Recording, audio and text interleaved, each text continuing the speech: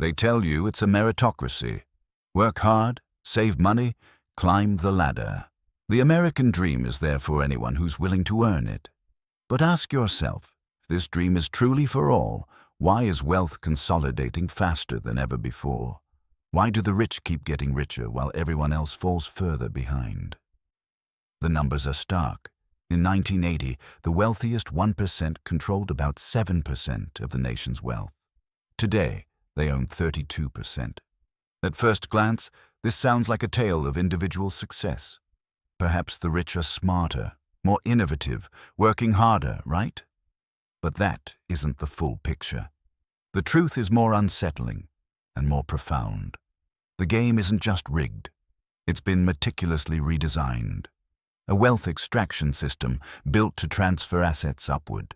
And once you understand how the system functions, it becomes clear. This isn't an accident. It's the design.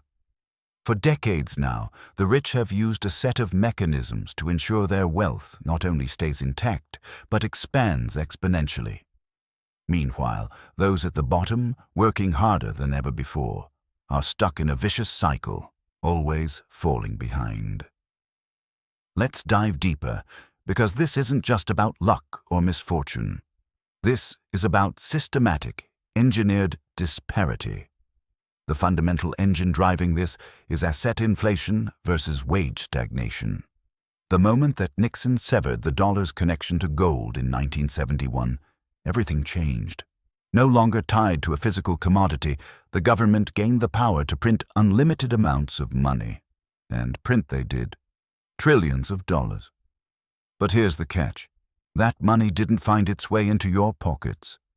It went into the financial system, into the hands of the rich, inflating the prices of stocks, bonds, real estate, everything the wealthy owned. The game had just been tilted. If you had assets in 1980, your house, your stock portfolio, investment properties, you won. Your house tripled in value. Your stock portfolio soared. You became wealthier without lifting a finger. But for those who only had labor to sell, those who worked for a paycheck, this was a different story. Wages barely budged. For decades, wages didn't keep up with the rise in asset values. From 1980 to 2019, worker productivity increased by an astonishing 70%. Corporate profits jumped over 400%. And yet, real wages, adjusted for inflation, only rose by a paltry 10%. Think about that. You're working 70% harder, creating 70% more value, and yet you're taking home almost the same paycheck. Where did that extra 60% go? Straight to the top, to shareholders, to executives, to the owners of the assets. And here's an example that makes the disparity clearer. In 1980, the average CEO earned about 40 times what the average worker made. Fast forward to today, and CEOs make over 350 times what the average worker makes. Is this because CEOs became 10 times more competent? No. This is the result of a deliberate restructuring of executive compensation. Where once salaries dominated, stock options now do. And stock prices have exploded thanks to money printing, stock buybacks, and financial engineering. Meanwhile, the workers, those who build the products, serve customers, and generate revenue, are left with stagnant wages that struggle to keep up with inflation. This is wealth extraction by design. The wealthy change the rules of compensation to benefit from asset inflation, while the workers remained tethered to wages that never caught up. But let's take a step further into this rigged system. Now, let's talk about credit. This is where the game gets even more vicious. If you're wealthy, you can borrow at 3%. If you're poor, you're looking at 23%. That difference doesn't just add up, it compounds. It creates two realities, one where wealth is generated by borrowing, and another where debt becomes a permanent anchor around your neck. If you're rich, you have assets to put up as collateral. The bank sees you as a low-risk borrower, so they lend you money at incredibly low rates. 3% on a mortgage, 4% on a business loan, 2% to leverage your stock portfolio. And then something magical happens. Asset prices rise faster than your interest rate. So, you make money just by borrowing. You're getting paid to borrow. You can take out a loan, invest in real estate, and watch the property value rise. You're earning returns not just from the asset, but from the loan itself. Inflation and asset appreciation work in your favor, allowing you to pocket the difference. But if you're poor, the situation is starkly different. Without assets, you're seen as a high-risk borrower. The bank knows that if you default, they lose. So they charge you exorbitant interest rates. You need a car to get to work. That'll cost you 12%. Your furnace breaks in winter? You'll put it on a credit card at 23%. You need to attend college, but your only option is a student loan with interest rates that follow you into your retirement. Every time you borrow, you're paying a heavy premium simply because you're poor. And that interest, it's pure profit for the banks. And that profit, it flows upward to shareholders and executives. Let's bring this to life with an example. Imagine a rich person borrows $1 million at 3% to buy an investment property. Their annual interest cost is $30,000, but the property appreciates at 5% per year, or $50,000. They're making $20,000 a year just by borrowing money. Meanwhile, the poor person borrows $20,000 on credit cards at 23%. Their annual interest cost is $4,600. But here's the catch. Instead of buying appreciating assets, they're purchasing things that lose value. Groceries, car repairs, immediate needs. The wealthy person is getting paid to borrow money. The poor person, they're getting bled dry. This is the interest rate trap, the most powerful wealth transfer mechanism in the system, but that's just one piece of the puzzle. Next, let's talk taxes. And this is where the real legalized theft happens. The tax code, the very framework that governs how wealth is distributed, is written by and for the wealthy. And it's designed to tax labor, not wealth. If you work for a living, you pay income tax. Federal, state, local. It adds up quickly. The average worker pays around 30% of their income in taxes. But if you're rich, if your money comes from investments, you're taxed at a much lower rate. Capital gains tax tops out at 20%. But it gets worse. The ultra-wealthy, they don't even pay capital gains taxes. Instead, they use a strategy called buy, borrow, die. Here's how it works. You own $100 million in stocks. Rather than selling them and paying capital gains taxes, you borrow against them. Banks are happy to lend you, say, $20 million at a low interest rate, using your stocks as collateral. You live off that borrowed money, and since borrowed money isn't taxable, you avoid paying any income tax at all. When you die, your heirs inherit your stocks, but the tax basis is stepped up. The original cost of the stocks is reset to the current market value. So, when they sell the stocks, they pay zero tax. The entire fortune is passed down tax-free. This is how billionaires legally pay lower effective tax rates than their secretaries. It's legal, it's common, and it's only available to the very wealthy.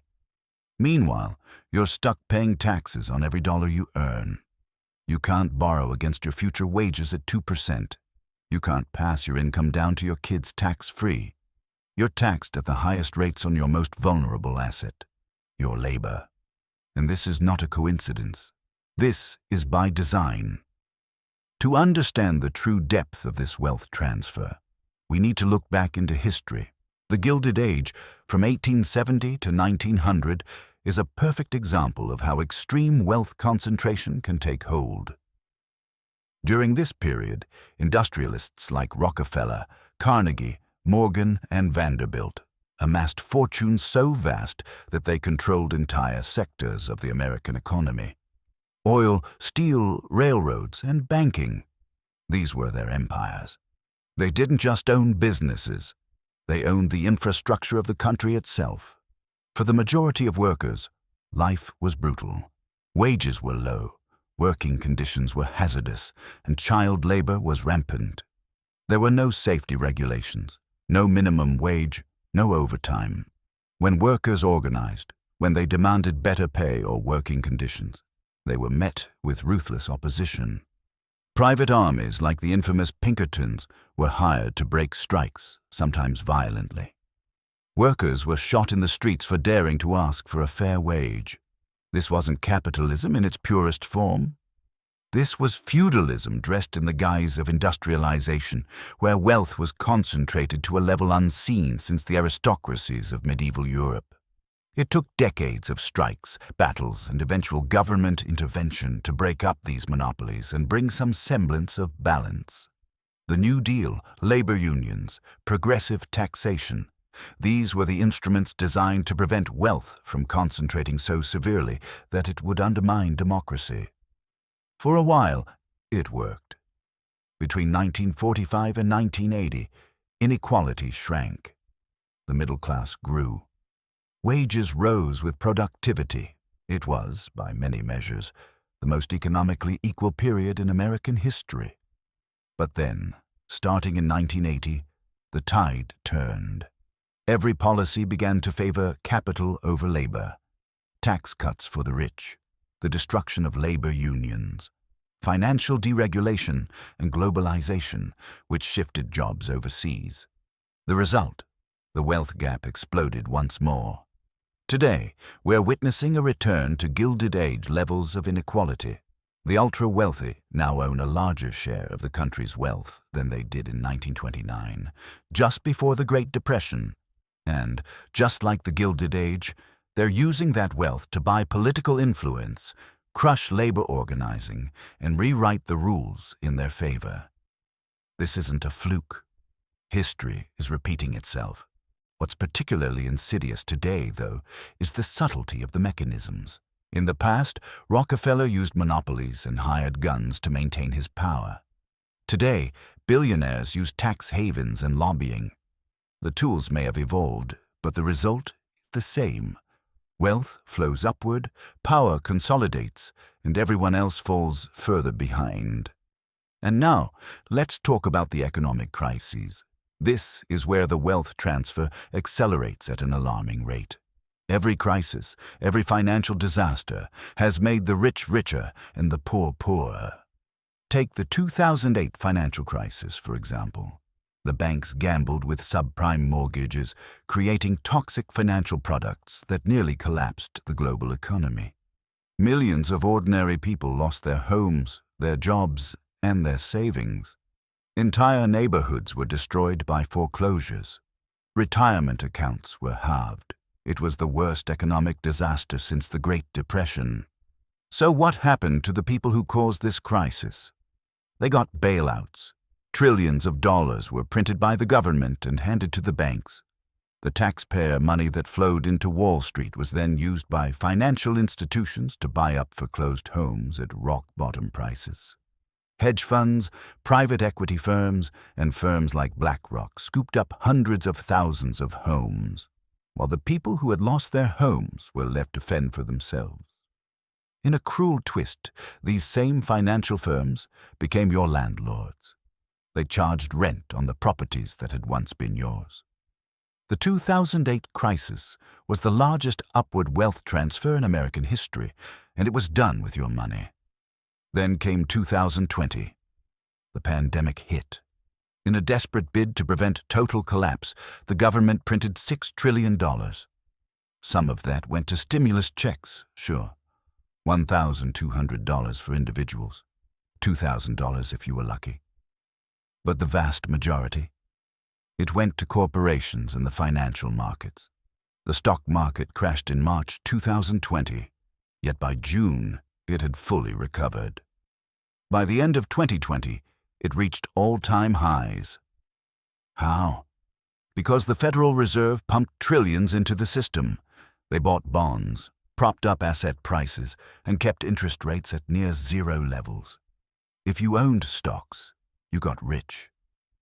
The wealthiest Americans added over $1 trillion to their net worth during the pandemic.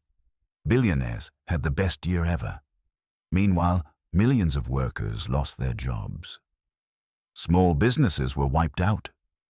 Renters were on the verge of eviction. Inflation started creeping up, eroding the purchasing power of whatever savings people had left. Once again, the crisis made the rich richer, and the rest were left behind.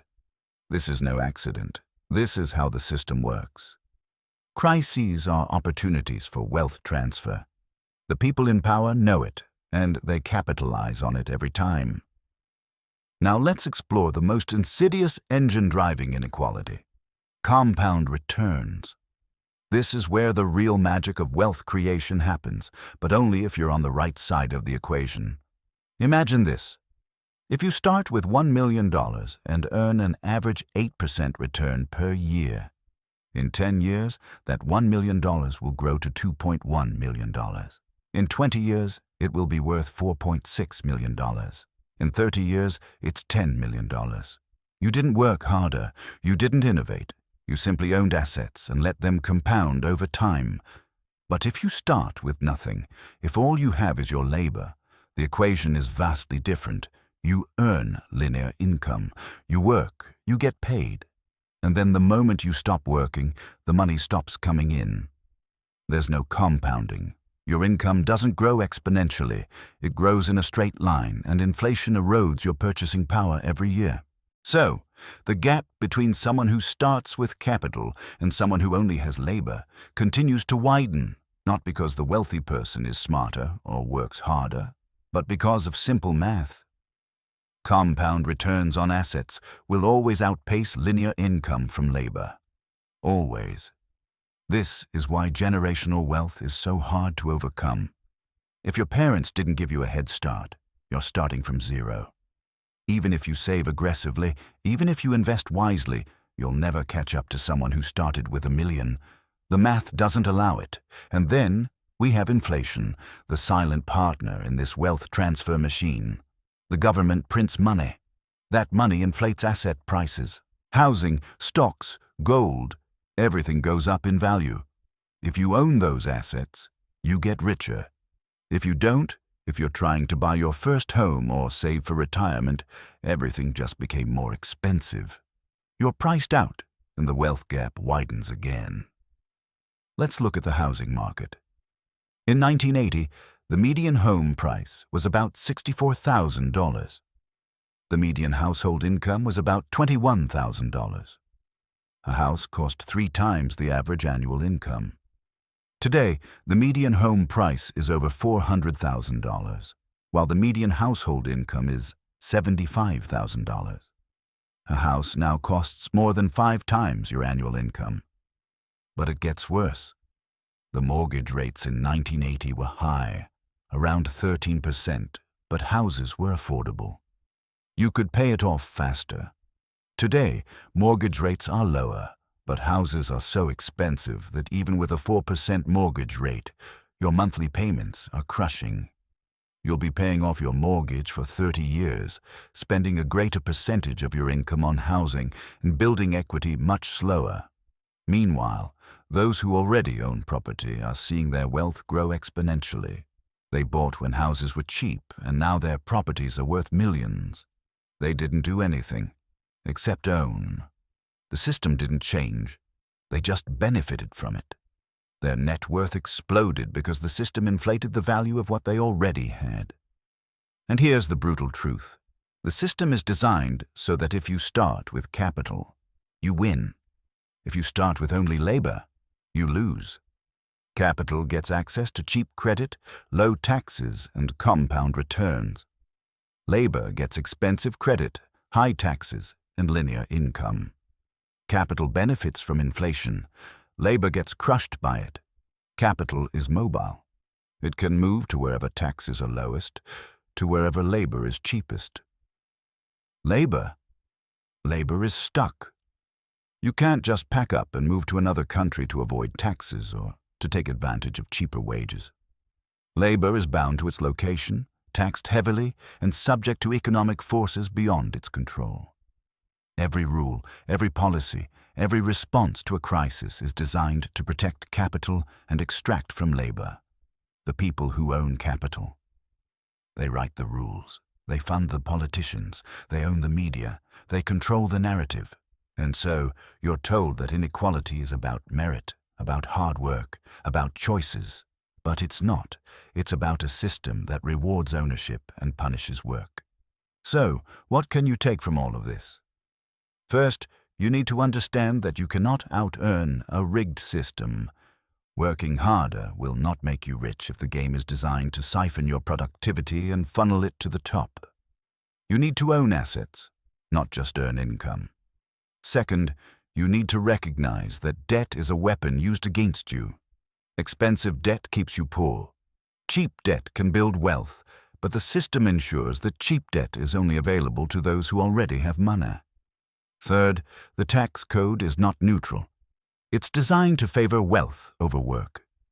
If you want to get ahead, you need to learn the rules or hire someone who knows them.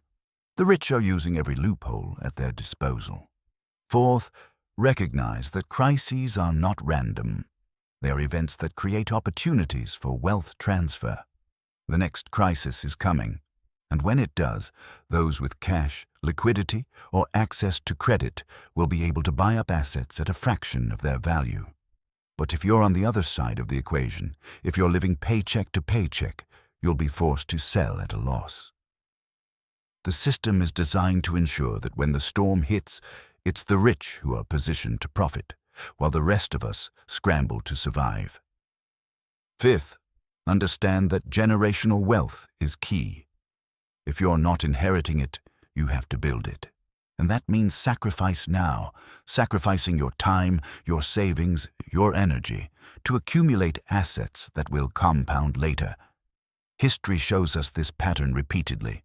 Wealth concentrates, the rich get richer, and the poor get poorer. Whether it was in ancient Rome, feudal Europe, or the Gilded Age of America, the same patterns emerge. The only times that pattern reversed were when workers organized, when they fought back against the system and demanded changes. The labor movement of the early 1900s, the New Deal, the post-war economic boom, all of it required struggle. None of those gains came easily, and now those hard-won advances are being rolled back. Unions are weaker than they were in the mid-20th century.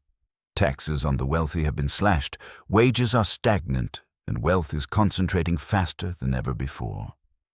We are heading back to a system of neo-feudalism, where a tiny elite owns everything, and the rest of us are left to rent, borrow, and work until we die.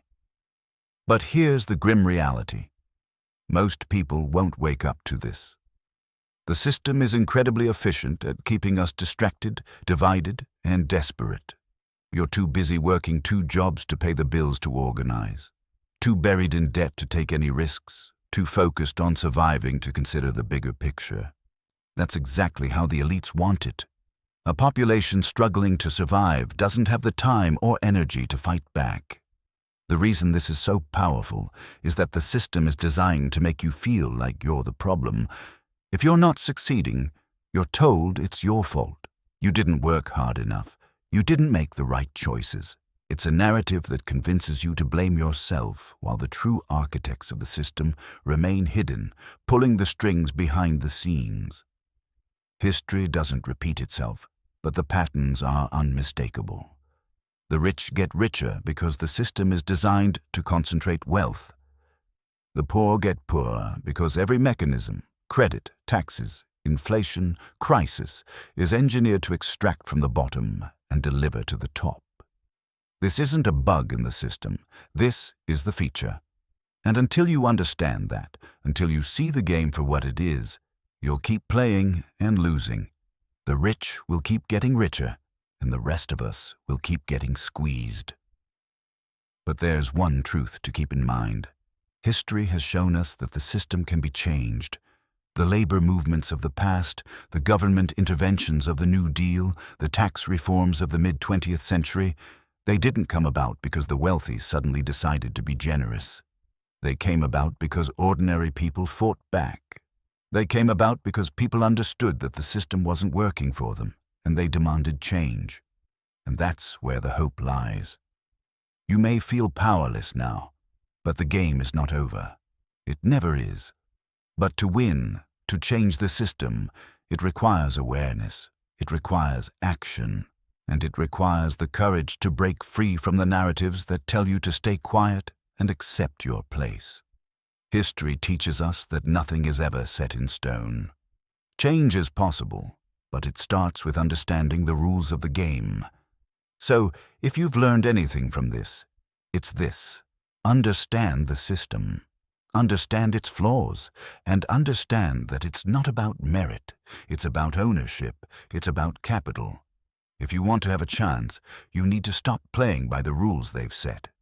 You need to change the game, and if enough people wake up, maybe, just maybe, we can build something different. A system where wealth doesn't flow only to the top. A system where the game is fair, where labor is valued, and where opportunity is available for everyone, not just the few who own everything. This is the lesson of history. It's up to you to decide if you're going to be part of the change.